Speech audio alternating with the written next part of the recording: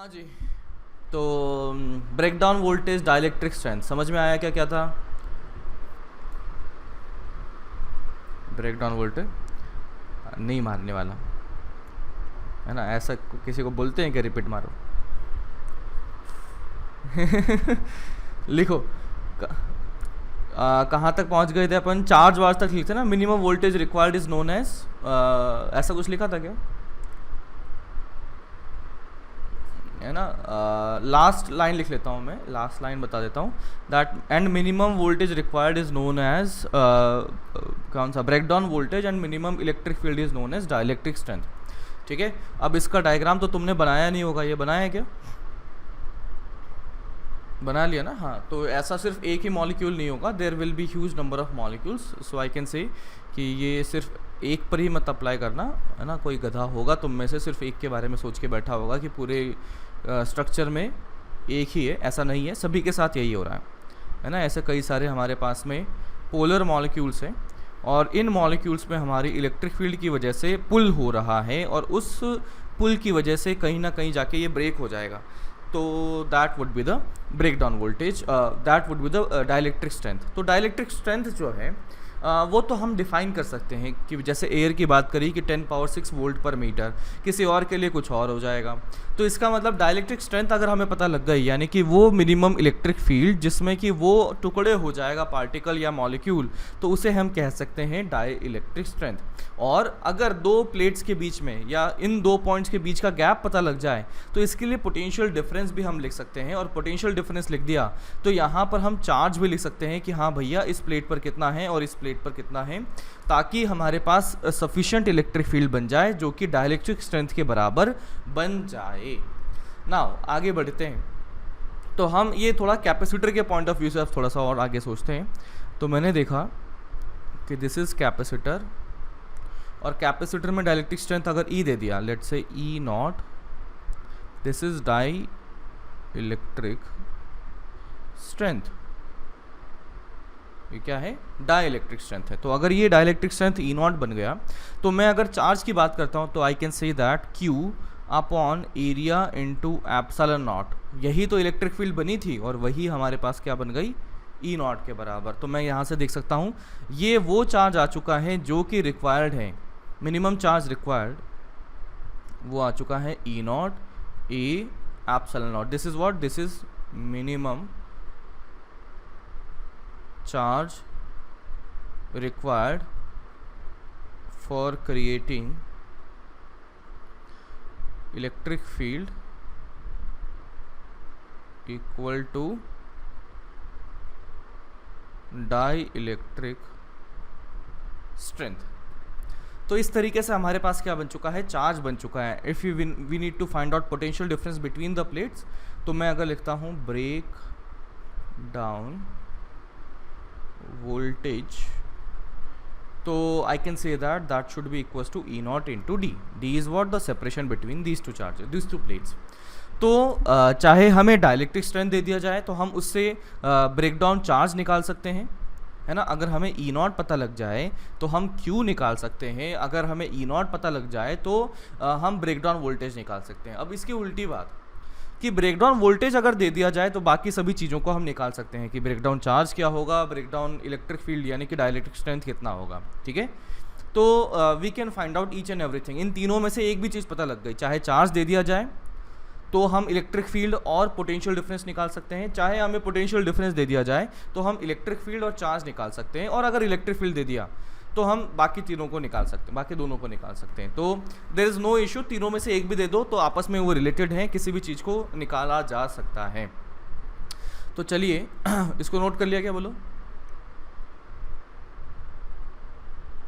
हाँ, तो एक सवाल करते हैं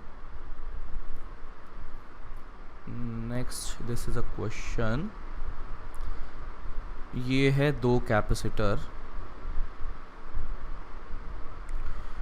इसके लिए मैंने कहा कैपेसिटेंस है 2 म्यू एफ, इसकी कैपेसिटेंस मैंने कहा 3 म्यू एफ। फिर कहा गया है कि ब्रेकडाउन वोल्टेज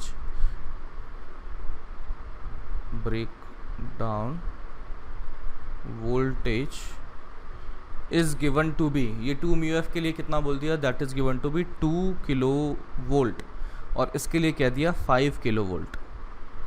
ठीक है, दोनों के लिए 2 कैपेसिटर हैं, दोनों के अंदर जो भी मटेरियल है, कुछ भी है मुझे नहीं पता, तो उसके लिए ब्रेकडाउन वोल्टेज वो क्या हो जाएगा 2 किलो वोल्ट एंड यहाँ पर 5 किलो वोल्ट। तो पूछा गया है find the maximum potential difference between points A and B such that there is no breakdown in any capacitor। दोनों में से किसी भी कैपेसिटर का ब्रेकडाउन नहीं होगा। ये इंग्लिश आपके यूज़ की जा सकती है या लैंग्वेज और भी हो सकते हैं। Find the potential difference between A and B such that A and B, फिर अगर लैंग्वेज और यूज़ करें सच दैट देर इज मतलब all the capacitors are working, है ना, all the capacitors are working. तो you get the idea, all the capacitors are working properly, है ना। बात तो यही है कि भाई ब्रेकडाउन नहीं करवाना है। तो देखिए, बताइए क्या होना चाहिए।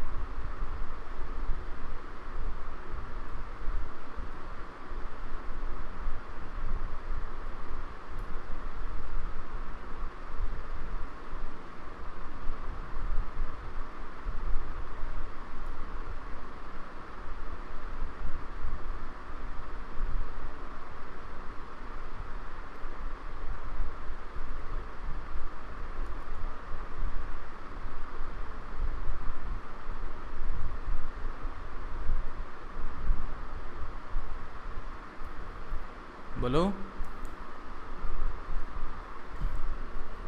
क्या होना पड़ेगा, कौन सा सेपरेशन?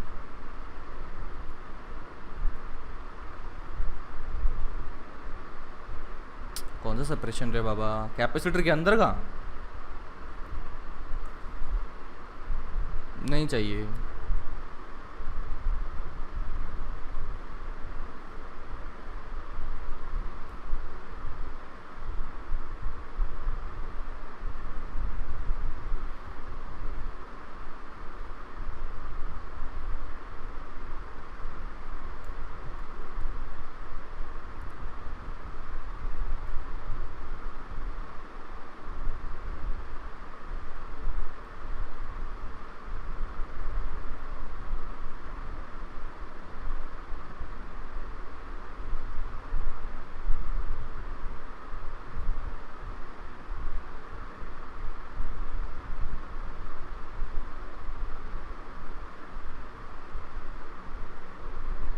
बोलो 3.33। Anybody else? चलिए मान लेते हैं कि इसके across potential difference across A and B is equal to let's say some delta V. There is some potential difference delta V across A and B. तो क्या कोई बता सकता है potential difference across 2 mu F, उसको एक काम करते हैं डेल्टा V1 लिख लेते हैं, वो कितना होगा बोलिए, in terms of delta V बताना। ये हो जाएगा 3/5 इंटू डेल्टा V। अब ये कैसे आया मैं नहीं बताऊंगा, potential difference across 3 mu F, उसको मैंने डेल्टा V2 लिख दिया। क्या बोले क्या लिखें बोले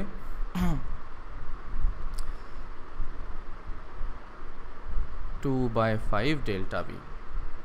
तो इससे मुझे समझ में आ रहा है कि potential difference across delta V1 इतना बनेगा, और यहाँ पर ब्रेकडाउन वोल्टेज कितना दिया गया है 2 किलो वोल्ट। इसका मतलब डेल्टा V1 की वैल्यू 2 किलो वोल्ट से ज़्यादा होनी चाहिए कि कम होनी चाहिए? कम होनी चाहिए। इससे ज़्यादा हो जाएगा तो वो ब्रेक हो जाएगा, वो काम करना रुक जाएगा, और हमें काम करवाना है। इसका मतलब ये वाली इसके अक्रॉस जो पोटेंशियल डिफरेंस है वो less than equals to 2 kilo volt होना चाहिए, तभी जाके ये वाला कैपेसिटर काम करेगा। अगर इसके अक्रॉस का पोटेंशियल डिफरेंस 2 किलो वोल्ट से ज़्यादा हुआ तो ये ब्रेक डाउन कर जाएगा, हमारा सर्किट गड़बड़ हो जाएगा। इसी तरीके से 2/5 डेल्टा V, इसको क्या लिखूँ? That should be less than equals to 5 kilo volt. तो यहाँ से क्या समझ में आता है कि delta V less than equals to 5 को उधर ले जाओ तो ये आ गया 10/3 किलो वोल्ट। एंड इससे क्या समझ में आता है कि delta V is less than equals to कितना आ गया 25/2 किलो वोल्ट। अब मुझे देखना है कि यहाँ से दो अलग अलग रेंज आई है डेल्टा V की, है ना। यहाँ से कुछ रेंज आई, यहाँ से कुछ रेंज आई। अब क्या करें, इसका इंटरसेक्शन लें या यूनियन लें?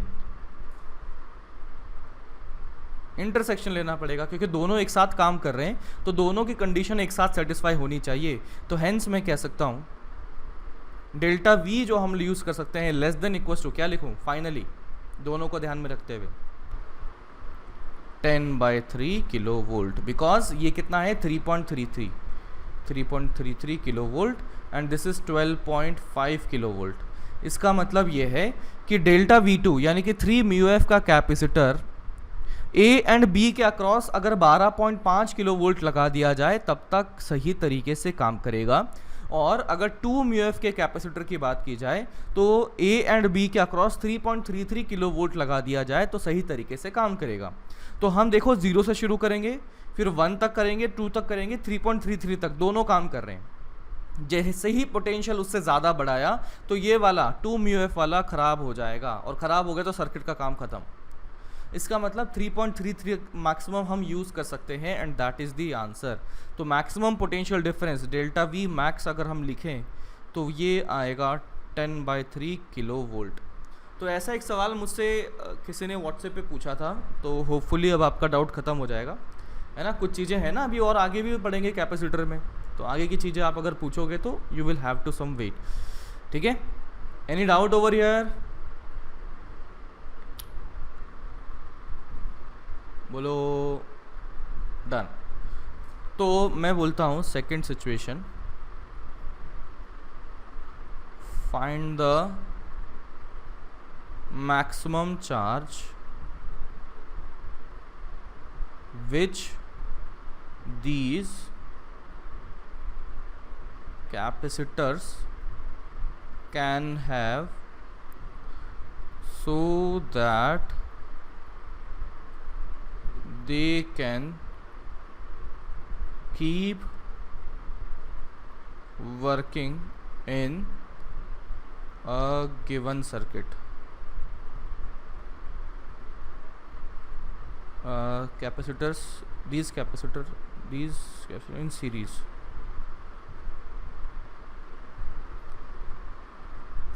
जल्दी से बता दो।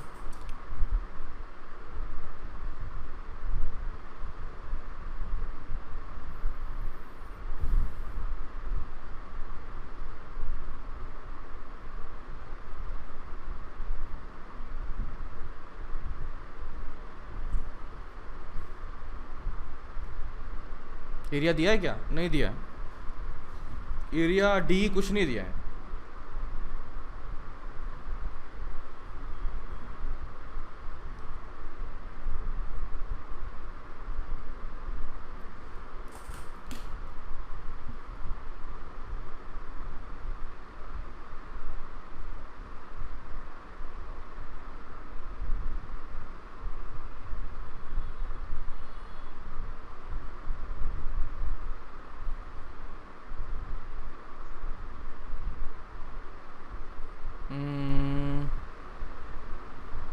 सी इंटू डेल्टा वी कर दो, बिल्कुल करो। तो वो करो ना, मैं बताऊंगा क्या।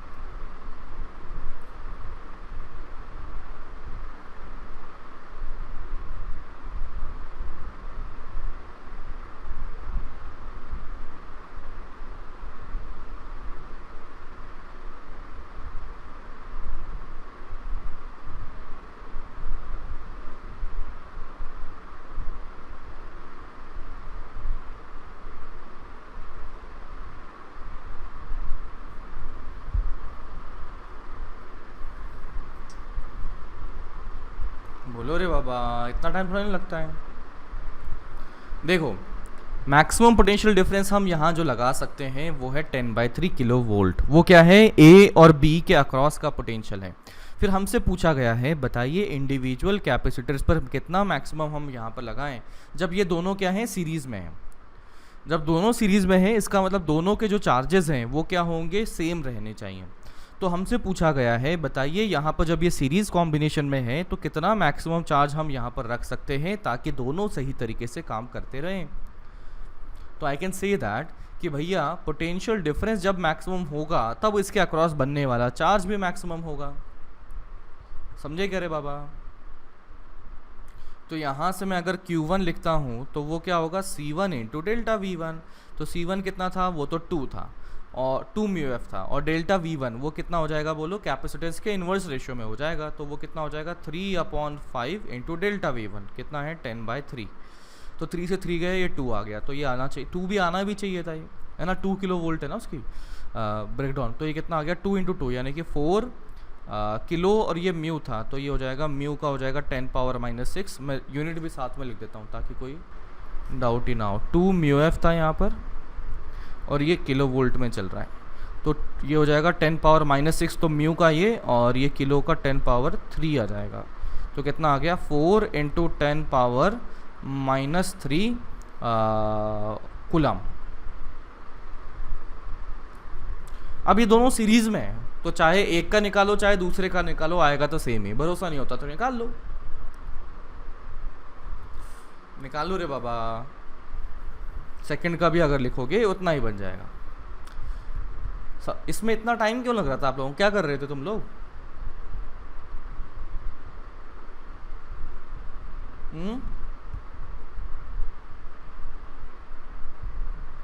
बोलो।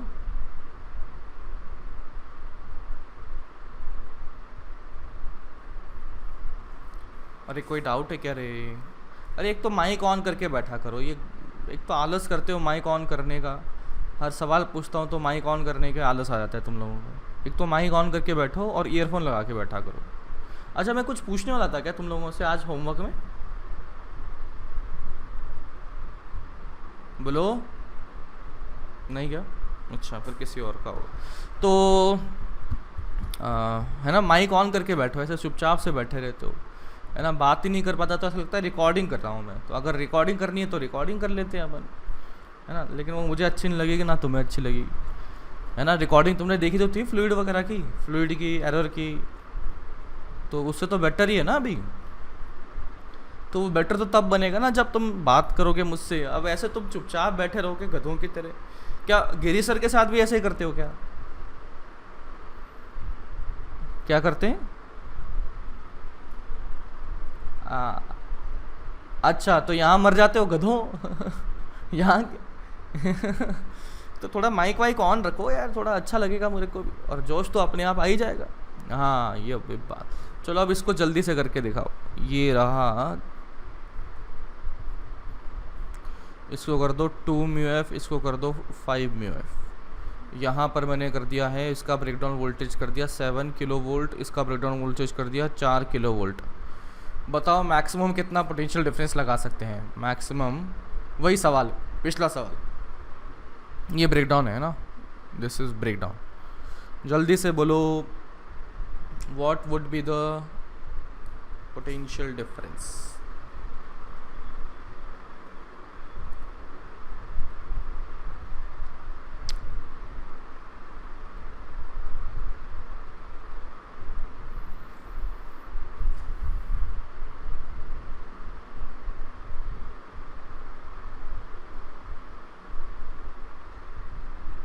9.8 केवी। अच्छा, तो चलिए शुरू करते हैं। Let's say this is delta V1, let's say this is delta V2। तो I can say that delta V1 is equals to cap, मतलब इसके अक्रॉस, इन दो पॉइंट्स के अक्रॉस अगर डेल्टा V ले लिया तो क्या लिखा जाएगा, delta V1 is equals to 5/2 + 5 into delta V। और ये जो पोटेंशियल डिफरेंस है that should be less than और इक्वल्स टू 7 किलो वोल्ट। तो कितना आ गया ये, 5/7 delta V is less than equals to 7 kilo volt. तो यहाँ से डेल्टा V जो बना दैट इज़ 49/5 किलो वोल्ट। ठीक है, तो डेल्टा V1 आ चुका है। इसी तरह से मैं अगर, सॉरी, डेल्टा V आ चुका है। इसी तरीके से अगर मैं डेल्टा V2 लिखता हूँ तो क्या लिखा जाएगा, बोलो क्या लिखूँ, किस रेशो में होगा, 2/7 into delta V and that should be less than equals to 4 kilo volt. तो delta V is equals less than equals to कितना आ गया, 28/2 यही आएगा। तो ये 14 आ जाएगा, 14 किलो वोल्ट हो जाए। तो डेल्टा V यहाँ से बना है 14 किलो वोल्ट और यहाँ से बना है 49/5। तो ये कितना आ रहा है, ये 9.8 आ रहा है। Delta V less than equals to 9.8 kilo volt. What should be the answer, 9.8। तो डेल्टा V आ जाएगा 9.8 किलो वोल्ट, या लिख सकते हैं delta V max is equals to 9.8 kilo volt. तो इस तरीके से हम किसी भी सिचुएशन में, यहाँ पर तो 2 हैं, 3, 4, 5 कितने भी लगा दो, हम सभी के लिए, पूरे सिस्टम के लिए निकाल सकते हैं कितना ब्रेकडाउन वोल्टेज होगा। अपने मॉड्यूल में इस तरह के सवाल आपको मिलेंगे, लगभग 2 या 3 सवाल हैं जो कि ब्रेकडाउन वोल्टेज के आसपास आपको खिलवाते हैं। जल्दी से नोट कर लो।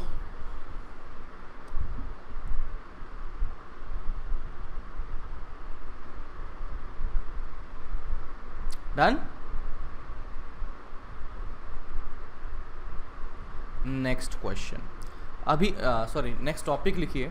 अभी तक हम क्या देख रहे थे कि कैपेसिटर के अंदर अगर डाइलेक्ट्रिक हमने फिट किया तो वो डाइलेक्ट्रिक फिट होने के बाद में मतलब वो कंप्लीटली फिल कर रहा था कैपेसिटर को। जो हमने देखा था कि it was somewhat like this, कि ये हमारा कैपेसिटर है और यहाँ पर इसको कंप्लीटली एकदम, इसको ऑलमोस्ट टच करते हुए ही फिल कर दिया, है ना। ये इस तरह से मान लो कंप्लीटली अपन ने फिल किया हुआ था हमारा डाइलेक्ट्रिक। नाउ ऐसा तो ज़रूरी नहीं कि हमेशा कंप्लीटली फिल करें, है ना। तो हम देखना चाहते हैं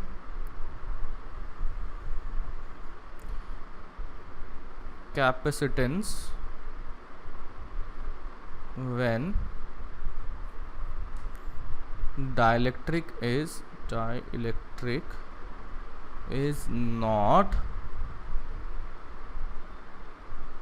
completely filled। तो इस सिचुएशन में क्या करेंगे वो आप ही करोगे सॉल्व, तो मैं तो बस डायग्राम बना के दूंगा। तो ये कैपेसिटर के प्लेट्स हैं और ये रहा हमारा डाइलेक्ट्रिक फंसा हुआ है जिसकी थिकनेस हमने कह दी है दिस इज T। इस दूरी को हमने कह दिया दैट इज़ x, इस दूरी को हमने कह दिया दैट इज़ y। और इस तरह से मैंने कह दिया कि जो कंप्लीट दूरी है उसको हमने कह दिया है d।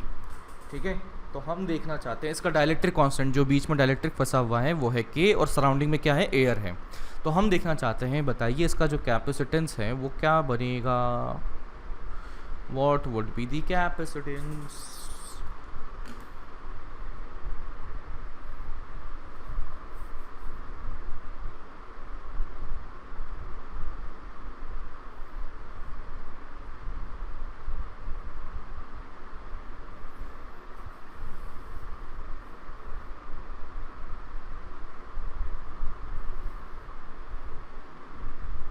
एकदम बेसिक डेफिनेशन से जाना, Q बराबर C डेल्टा V। ठीक है, और डेल्टा V किससे आया था, इलेक्ट्रिक फील्ड इनटू दूरी से आया था। तो उससे अगर करोगे तो काफ़ी अच्छे से पहुंच जाओगे और आई होप आप में से कुछ लोग पहुंच पाएँ।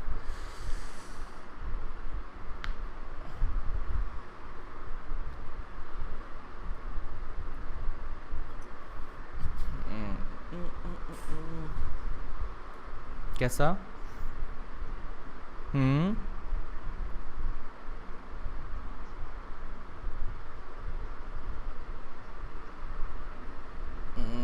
लेकिन वो इक्विवेलेंट तो तब निकाल पाएगा जब तुझे इक्विवेलेंट कैपेसिटेंस पता हो। नहीं समझा? अरे भाई इक्विवेलेंट का गेम तो तब कर सकते हो ना, जैसे R1 प्लस R2 अपन करते हैं, जैसे दो रजिस्टर सीरीज़ में है और उसका इक्विवेलेंट अगर हम निकालना है तो हमें तो R इक्विवेलेंट क्या लिखेंगे, R1 प्लस R2। तो जब मुझे इक्विवेलेंट ऑलरेडी पता हो तब जाके इक्विवेलेंट से रिप्लेस करूँगा ना रे बाबा।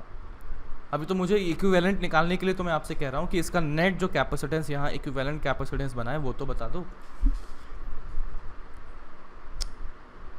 समझे शायद जो मैं कहना चाहता हूँ?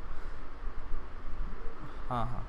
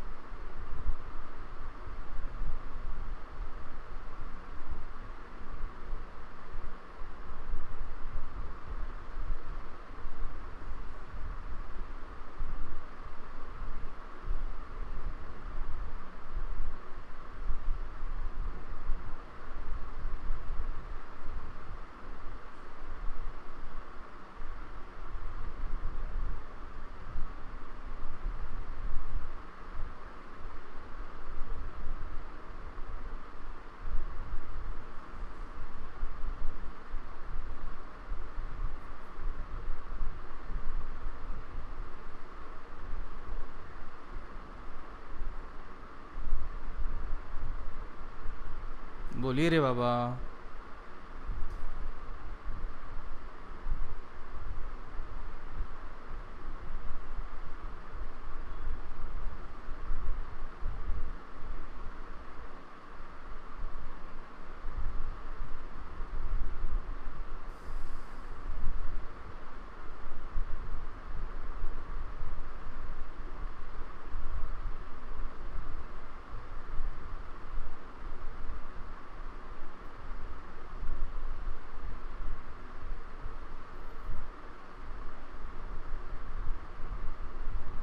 बोलो क्या करें?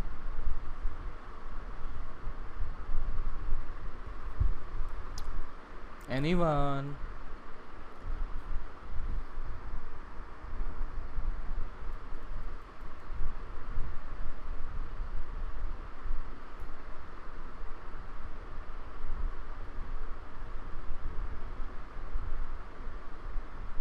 बरोबर बरोबर बरोबर, बस यही तो करना है, ख़त्म। तो चलो एक बार शुरू करते हैं। Let's find out the potential difference delta we. तो मैं अज्यूम कर लेता हूँ कि यहाँ पर क्यू चार्ज था, यहाँ माइनस क्यू चार्ज था, किसी पे तो पॉजिटिव होगा किसी पे भी नेगेटिव होगा, है ना। तो मैंने लेफ्ट वाले पे पॉजिटिव मान लिया, राइट वाले पे नेगेटिव मान लिया। तो इलेक्ट्रिक फील्ड कैसे पाई जाएगी, ये इस तरह से जाती हुई पाई जाएगी। कितना अमाउंट मान लिया मैंने, ई नॉट मान लिया, कितने, हवा में। तो अगर इसमें आएंगे डायइलेक्ट्रिक में आएंगे तो कितनी हो जाएगी इलेक्ट्रिक फील्ड, बोलो, ई नॉट अपॉन के। तो जब मैं यहाँ से यानी कि इस प्लेट से राइट हैंड साइड में चलता हूँ तो पहले कितनी लेंथ का एयर का सेक्शन मिला मुझे, एक्स लेंथ का। तो तो यहाँ पर पोटेंशियल डिफरेंस कितना बना होगा, बोलो, एक्स वाले में ई नॉट इंटू एक्स। फिर कौन मिला, बोलो, डाइलेक्ट्रिक मिला। वहाँ पे इलेक्ट्रिक फील्ड कितनी है, ई नॉट बाय के है, और उसकी थिकनेस कितनी है, इंटू टी कर दिया जाए, तो वहाँ का पोटेंशियल डिफरेंस भी हमने लिख दिया है। प्लस तीसरा है वाई वाली लेंथ का एयर कॉलम, तो ये कितना हो जाएगा, ई नॉट इंटू वाई बन जाएगा। तो इन दिस वे हमारे पास डेल्टा वी बन चुका है। ई नॉट मैंने कॉमन लिया, this is equals to X plus Y plus what T by K. तो मैं ई नॉट तो ई नॉट ही रहने देता हूँ, x plus y, I can say that कि x plus Y plus thickness t should be equals to what d. तो इसका मतलब x plus y is equals to what, d minus t. तो यहाँ से इसको रिप्लेस कर लेते हैं अपन। क्यों करेंगे अभी बताता हूँ। सारी चीज़ें देखो एक्स और वाई से इंडिपेंडेंट हो चुकी हैं, किस पर आ गए, डी, जो कि जनरली हम डील करते हैं कैपेसिटर की इन्फॉर्मेशन अगर हो तो। कैपेसिटर में एरिया हमें दिया जाता है जनरली और डी हमें दिया जाता है जनरली। तो इसका मतलब डी के आसपास तो अभी तक हम खेलते ही आ रहे थे, तो डी के साथ हम कंफर्टेबल हैं। और नई चीज़ यहाँ पर टी आ गई है, तो हमें एक्स और वाई के बारे में ज़्यादा लोड लेने की ज़रूरत नहीं है। क्यों, क्योंकि उसकी ज़रूरत कहीं पड़ी ही नहीं। तो यहाँ पर हमारे पास डेल्टा वी बन गया। चलिए डेल्टा वी बन गया तो वो क्या लिखा सकता है, that can be written as Q upon C लिखा जा सकता है। तो that is equals to E naught d minus T plus T by k. तो चलिए ये मैंने क्यू बाय सी लिख दिया, क्योंकि इलेक्ट्रिक फील्ड ई नॉट की वैल्यू बता सकता है कितना होगा।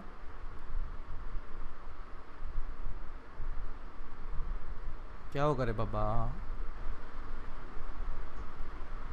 Q upon A epsilon naught, sigma upon epsilon naught बनेगा ना, तो सिग्मा अपॉन एप्सिलॉन नॉट ये बन चुका है। तो ये ई नॉट की वैल्यू मैंने यहाँ लिख दी है, साथ में लिखा है D minus T plus T upon के। तो इन दिस वे देखिएगा, ऊपर का क्यू राइट का लेफ्ट का और ख़त्म हो जाएगा, तो क्यू से क्यू खलास। तो यहाँ से बना c इज इक्वल्स टू, ये तो 1/c आ गया, तो c का सीधा जंप करें तो वो आ जाएगा d minus T plus T by K बन जाएगा। देख लो, इस तरह से हमारे पास कैपेसिटेंस इफेक्टिवली बन चुका है। डाइलेक्ट्रिक के डालने की वजह से यहाँ पर कैपेसिटेंस जो हमने यहाँ पर पार्शियली फिल किया है, इतना छोटा सा फिल किया है, तो बताइए यहाँ कैपेसिटेंस बढ़ गया है कि कम हो गया है?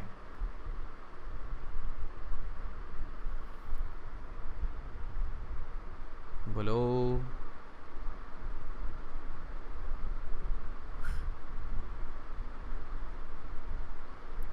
बढ़ा कि कम हुआ? हाँ जी बोलो, बड़े कि कम हुए? अरे बाबा, चलो एक बार फिजिक्स से देखते हैं, उसके बाद मैथमेटिक्स से देखेंगे। तो देखो, अगर यहाँ पर डाइलेक्ट्रिक नहीं होता, यहाँ पर डाइलेक्ट्रिक नहीं होता तो क्या होता? एयर होता। डाइलेक्ट्रिक आने की वजह से k टाइम्स बन जाती है उसकी कैपेसिटेंस। इसका मतलब इस डाइलेक्ट्रिक के आने की वजह से यहाँ का एयर जो था उसके कंपैरिजन में k टाइम्स यहाँ पर बन चुकी होगी कैपेसिटेंस। समझे क्या?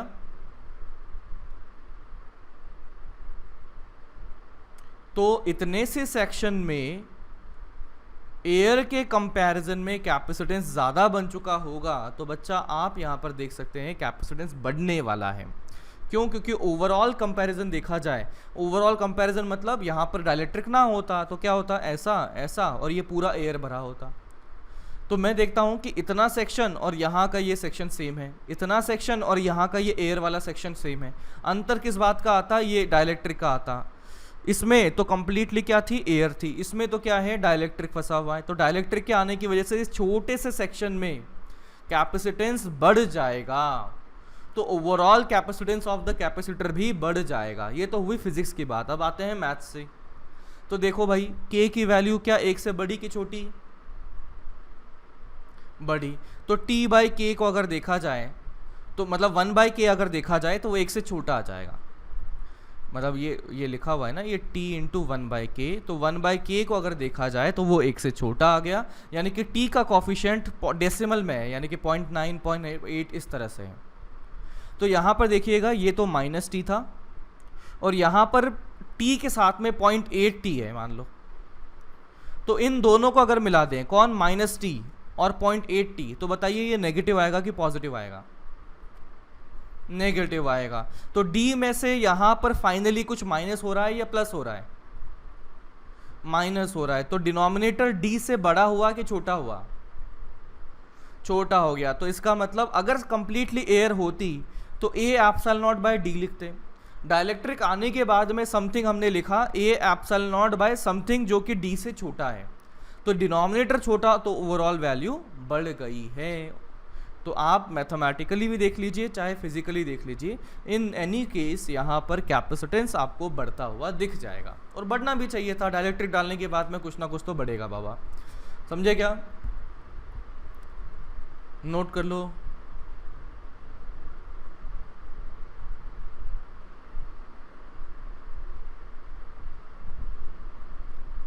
डन है क्या? अगर मैं लिखता हूं, ये रहा हमारा कैपेसिटर, ये रहा, दिस इज द कैपेसिटर, और जिसमें कि हमने एक डाइलेक्ट्रिक फंसा दिया है, डायलेक्ट्रिक हमने फंसा दिया, ये एक फंसा दिया के का, एंड ये दूरी हमने वंस अगेन ये कह दी, ये है x और ये थी t एंड यहाँ थी y। यहाँ पर कुछ q चार्ज है, यहाँ माइनस q चार्ज है। चलो बहुत ही बढ़िया। अगर मैं करता हूँ दिस इज ग्राफ किसके, इलेक्ट्रिक फील्ड वर्सेस x, मतलब इस तरफ राइट में जाने का ग्राफ, तो बताइए ग्राफ दिखने में कैसा पाया जाएगा?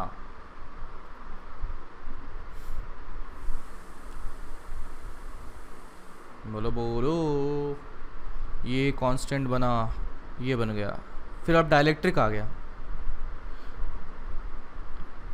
तो ये नीचे कांस्टेंट कुछ इस तरह से बन गया, फिर ऊपर कांस्टेंट, तो ये कुछ ऐसा बन चुका है। तो यहाँ पर एयर था तो इलेक्ट्रिक फील्ड कितना होगा, ई नॉट होगा। यहाँ पर डाइलेक्ट्रिक था तो इलेक्ट्रिक फील्ड कितना पाया जाएगा, सम ई नॉट अपॉन के पाया जाएगा। और यहाँ पर एयर है तो इलेक्ट्रिक फील्ड वुड भी ई नॉट, सम वॉट जो भी ई नॉट बनने वाला है।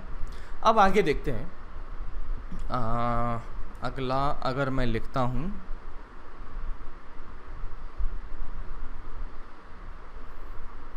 पोटेंशियल वर्सेस एक्स ग्राफ, कि हम लेफ्ट से राइट की तरफ जाते गए तो बताए कि यहाँ पर पोटेंशियल कैसा बनता हुआ दिखेगा। पहले बढ़ा फिर कम हुआ, पहले कम होगा फिर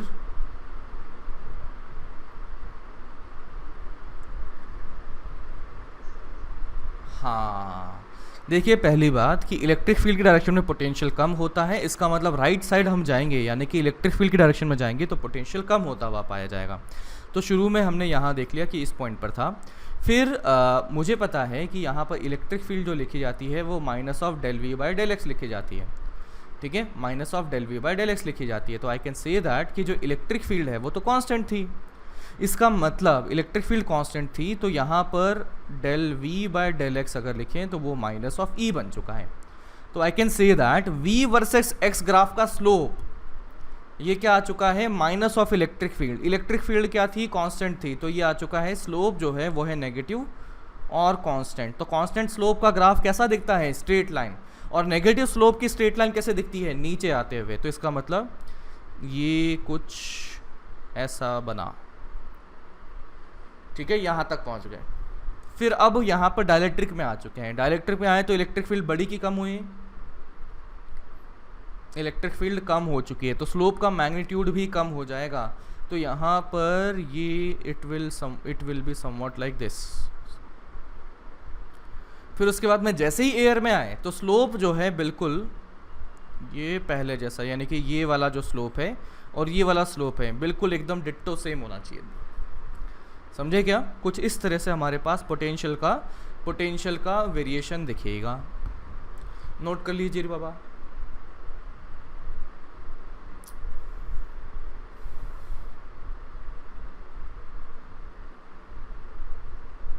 डन।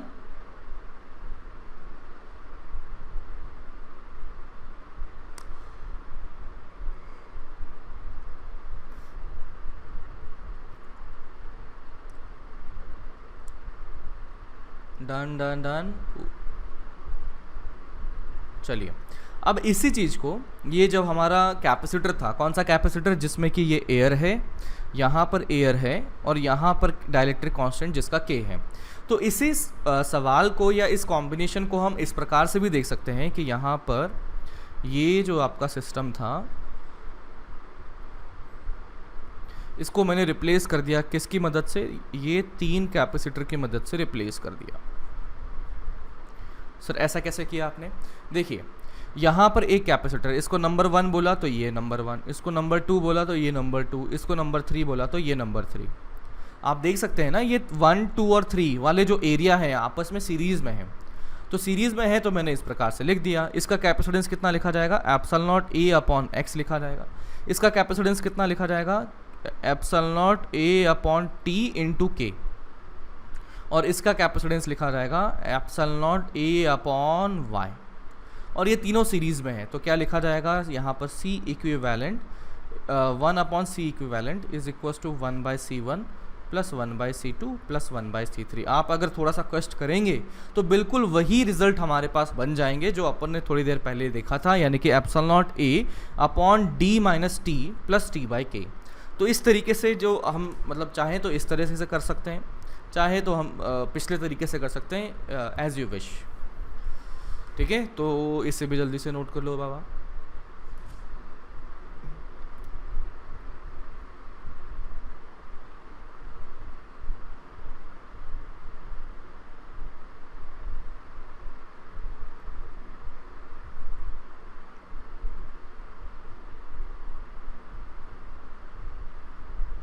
हम्म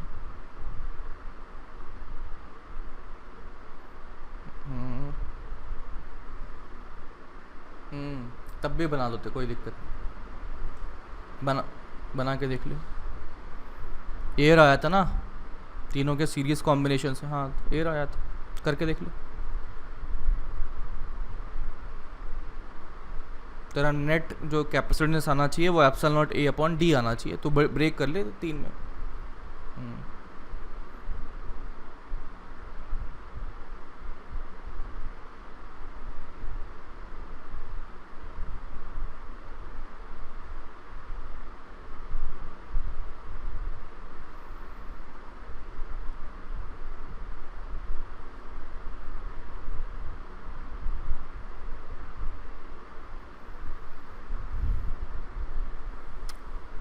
ठीक है, क्वेश्चन देखिए, फाइंड सी नेट। यहाँ पर नेट सी कितना बनेगा इस सिचुएशन में, what is the value of C net.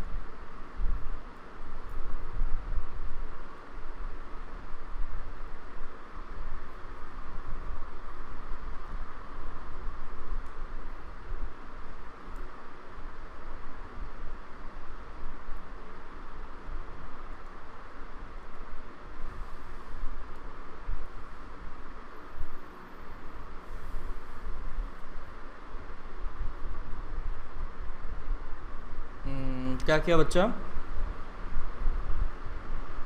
दोनों सीरीज में ले लिया, ठीक है।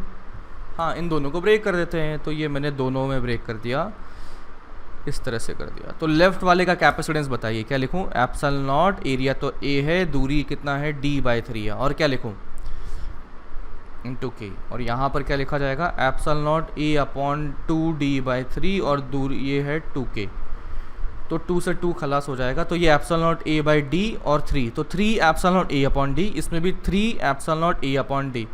तो यहाँ से सी इक्विवेलेंट बन जाएगा के एप्सिलॉन नॉट ए, साथ में 3 था, बाई 2d। दोनों सीरीज में आ गए ना, तो ये c/2 हो जाता है। ये अगर देखें कर लो खुद से, आ जाएगा। तो यहाँ से C equivalent is C1 C2 upon C1 plus C2। मैंने C1 और C2 दोनों लिख दिए हैं, बस कैलकुलेशन करके सीधा आंसर यहाँ से लिख दिया। डन। नेक्स्ट,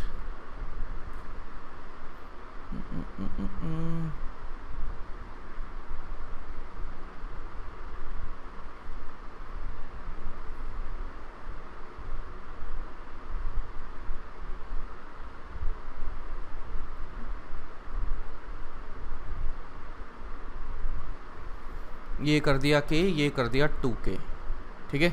और यहाँ पर ये जो मतलब ये विड्थ है, इसका विड्थ का आधा इसने खाया है, आधा इसने खाया है, w/2, ठीक है। और ये जो दूरी है दैट इज़ d, और इफ़ यू कैन सी कि यार विड्थ अगर आधी ली है और अंदर डेप्थ तो दोनों के बराबर है, तो एरिया आधा हो चुका होगा इसका, है ना। तो सी नेट हम देखना चाहते हैं क्या होगा। एरिया ए ले लेना, हाँ पूरे का area, this complete area is A, same ही आएगा।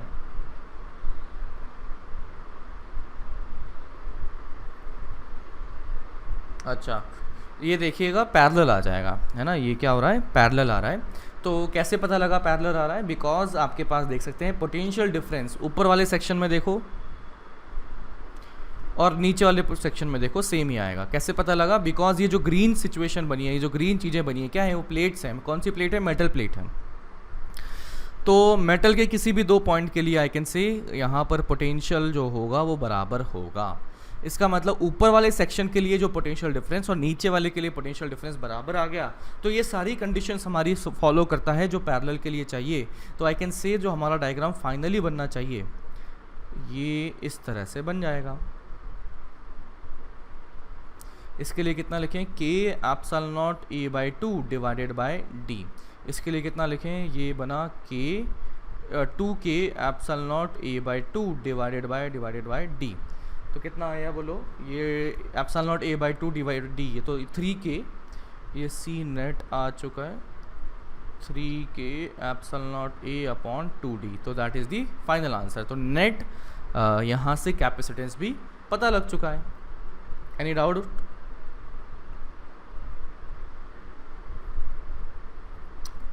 नेक्स्ट,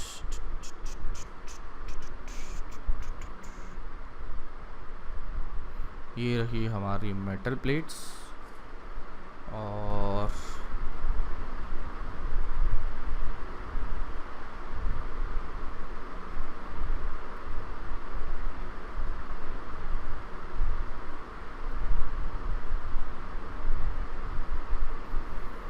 ये कर दिया के, ये कर दिया 2 के, ये कर दिया 3 के। एरिया ये आधा आधा बटा हुआ है ना? ये एरिया आधा बटा हुआ है। अच्छा डिस्टेंस भी आधा कर दो, ये ले डिस्टेंस भी आधा कर, ये d बाई 2।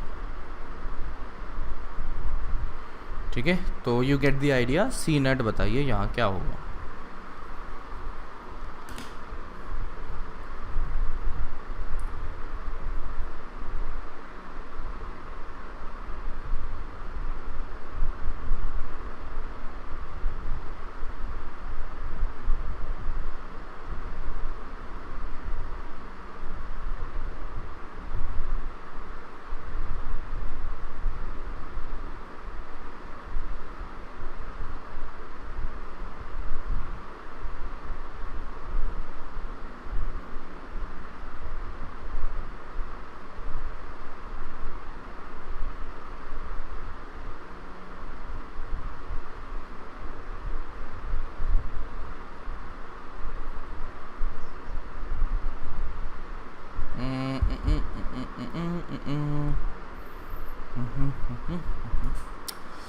क्या किया?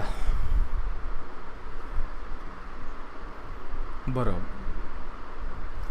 यहाँ पर इन दोनों को अगर देखें तो यहाँ पर इन दोनों के अक्रॉस का जो पोटेंशियल डिफरेंस टोटल बना है वही इस 3k ने खाया हुआ है।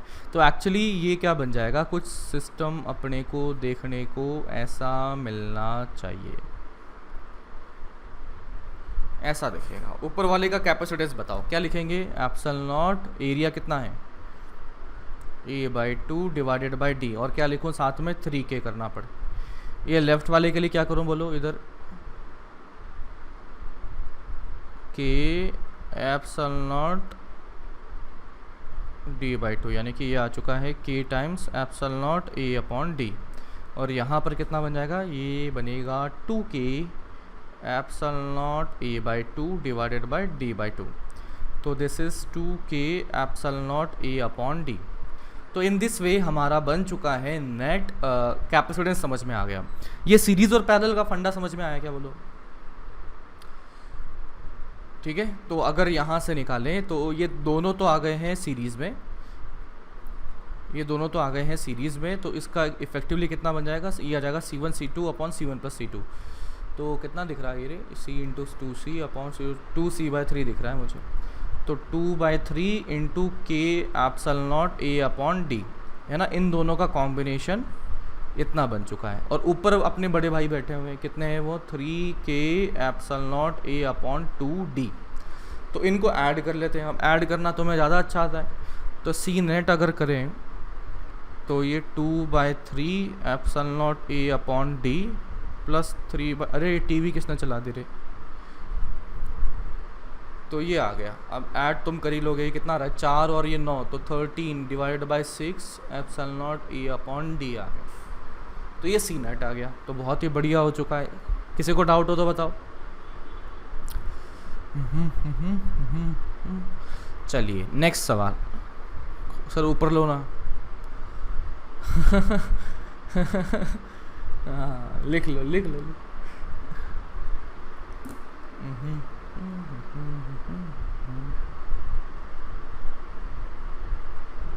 के वाले का एरिया ए बाई, अरे यार बाबा देखना, इसका a/2 हुआ तो नीचे का भी तो a/2 बचेगा ना।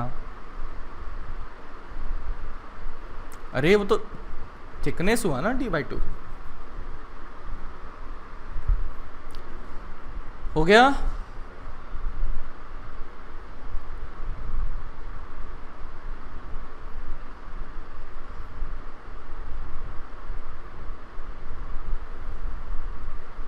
चलो अभी ये सवाल करके दिखाइए,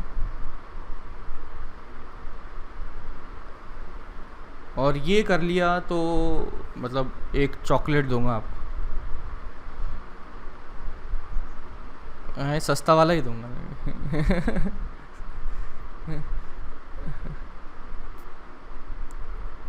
नहीं इतना सस्ता भी नहीं रे। अपने जैसा ही समझ रखा है तुम लोगों ने तो मुझे कि मतलब सस्ते का लेवल भी अलग अलग होता है भाई, थोड़ा जब तुम कमाना लग जाओगे। मतलब कतई अपने जैसा चाराने वाला है। अच्छा चलो, अच्छा लगा मुझे सुन के कि मेरा लेवल इतना अच्छा समझते हो तुम। तो let's see let's see let's see let's see. तो देखो ये मैंने दे दिया है ना, के 2 के 3 के। नाउ वही ले लो यार, ये थिकनेस d/2, ये भी हो गया d/2, और इधर का area as you can see अपने a/2 ही लिखने वाले हैं। ये वाला area a/2 and this area is a/2। Now ज़रा सोचिए और बताइए इसका क्या आंसर होना चाहिए।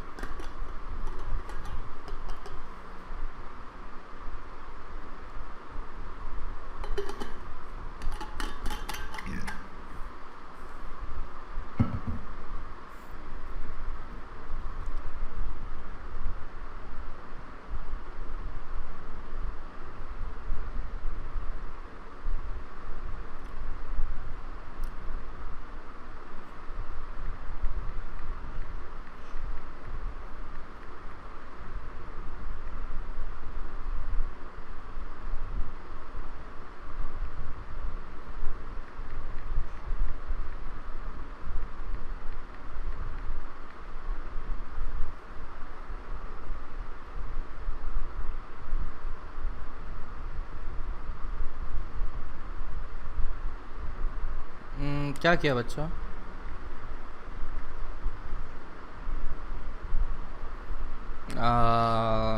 सीरीज में तोड़ लिया। कौन से सीरीज में?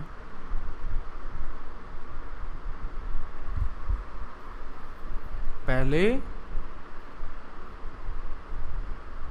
2K और 3K पैरेलल में रहेंगे और उसके साथ में फिर K सीरीज में रहेगा।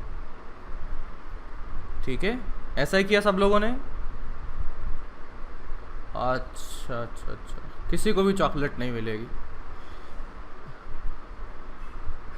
है ना। और अब तो डिसाइड हो गया कि किसी को नहीं मिलने वाली, तो फिर महंगी वाली देता। तो अब देखो, हाँ सेकंड चांस ले लो। अरे आंसर छोड़, करना क्या ये बता।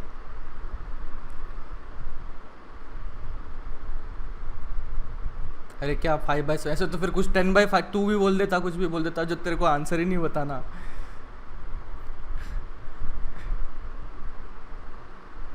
हाँ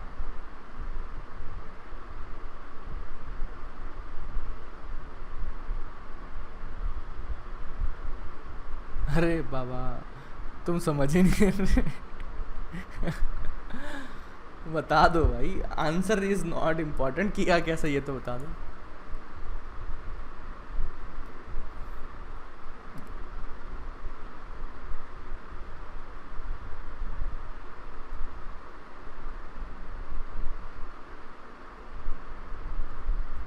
अगदी बरोबर नहीं है। यही तो अभी 5 मिनट पहले बात हुई है बाबा।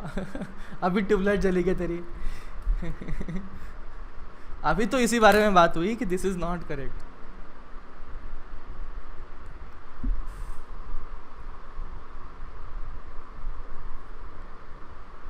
क्यों को तोड़ेंगे? क्योंकि आप मान रहे नहीं रहे, पहले वाली बात है। तो ऑप्शन ढूंढना था, तो जो कैसा कर सकते हैं वैसा कर लेते हैं, ऐसा।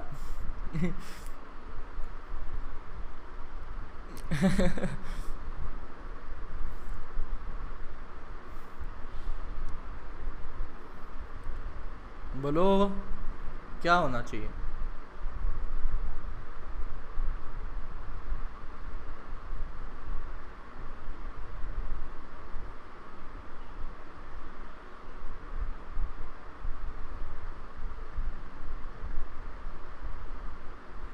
इस चीज़ को समझने के लिए ऊपर आते हैं। कौन सा लेता हूँ? ये वाला लेता हूँ, इससे समझाना आसान होगा। ये मैंने लिया, ये कैपेसिटर। यहाँ पर मान लीजिए मेरा आपसे सवाल था इस वाले सवाल के लिए, सेकंड पार्ट, कि find ratio of charge density for upper and lower half. मतलब अपर हाफ मतलब ये मैंने लिख लिया कि सिग्मा 1 लिख लिया मान लो यहाँ का, और यहाँ का मैंने सिग्मा 2 लिख दिया। तो मैं देखना चाहता हूँ ratio of charge density for upper half and lower half of capacitor. पहले इसके बारे में सोचते हैं।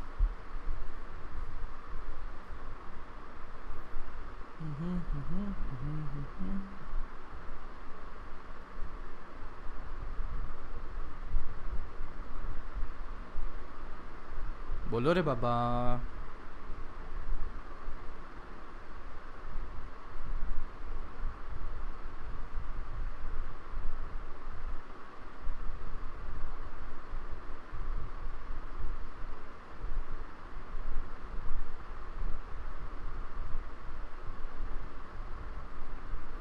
अरे यार टाइम निकल गया इसका, जल्दी से बोलो।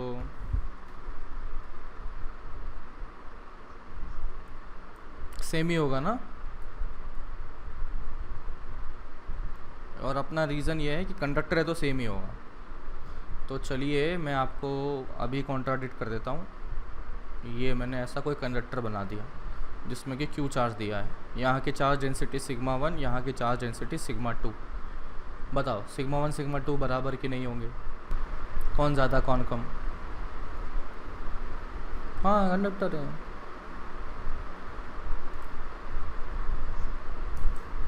बरोबर। तो अभी ये बात तो ख़त्म, सिग्मा 2 ज़्यादा है सिग्मा 1 कम है। तो ये बात तो दिमाग से निकाल दो कि भाई कंडक्टर है तो सब जगह सिग्मा सेम होगा, ऐसा नहीं है। ज़रूरत के हिसाब से वो डिस्ट्रीब्यूट होगा।